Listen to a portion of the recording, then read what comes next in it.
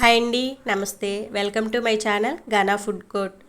So పిల్లల్ని తీసుకొని cinema థియేటర్కి వెళ్ళామంటే వాళ్ళు మూవీ చూడడం కంటే ఫ్రెంచ్ ఫ్రైస్ ఎప్పుడు కొనుక్కు తిందామా అని ఆతృతగా చూస్తుంటారు. సో ఫ్రెంచ్ ఫ్రైస్ అంటే ముందుగా మనకి బంగాళదుంపే గుర్తొస్తుందండి. సో పొటాటో లేకపోయినా సరే ఫ్రెంచ్ ఫ్రైస్ని ఇంటి దగ్గరే చాలా ఈజీగా చాలా తక్కువ టైంలో అయితే మనం ప్రిపేర్ చేసుకోవచ్చు.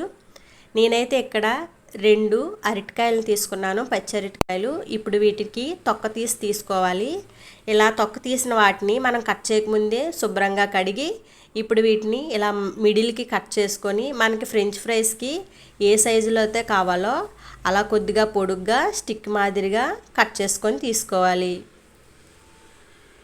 సో ఇలా ముక్కలు కట్ చేయకముందే మనం వీటిని కడుక్కోవడం వల్ల ముక్కల్లో వాటర్ అనేది ఉండదు. సో మనం వేపినప్పుడు చాలా క్రిస్పీగా వేగుతాయి అన్నమాట. సో ఇలా కట్ చేసుకున్న వాటన్నిటిని ఒక గిన్నెలోకి తీసుకోవాలి. సాధారణంగా వీటిని అయితే కార్న్ ఫ్లోర్తో చేసుకుంటారు. సో కార్న్ ఫ్లోర్ ఇంట్లో అవైలబుల్గా లేనప్పుడు ఇలా 2 టేబుల్ స్పూన్లు శనగపిండి, 1 టేబుల్ స్పూన్ వరిపిండి, 1/2 టేబుల్ స్పూన్ కారం, 1/2 టేబుల్ స్పూన్ సాల్ట్ని యాడ్ చేసి ఒక్కసారి కలుపుకొని గిన్నెని కుదిపితే మనకి ఈ పిండి అనేది బాగా పడుతుందండి. మనం వాటర్ కూడా యాడ్ చేయవసరం లేదు. వీటిలో ఉన్న చెమ్మతోటే మొత్తం ఈ పిండి అనేది బాగా కలిసిపోతుంది. చూసారు కదా. సో మనం వరిపిండి యాడ్ చేయడం వల్ల మనకి పైన క్రిస్పీనెస్ అనేది చాలా బాగుంటుంది. ఇప్పుడు స్టవ్ ఆన్ చేసి ప్యాన్ పెట్టుకొని డీప్ ఫ్రైకి సరిపడా ఆయిల్ వేసి ఆయిల్ అనేది హీట్ ఎక్కిన తర్వాత మనం పక్కన పెట్టుకున్న ముక్కల్ని ఆయిల్లో వేసుకోవాలి.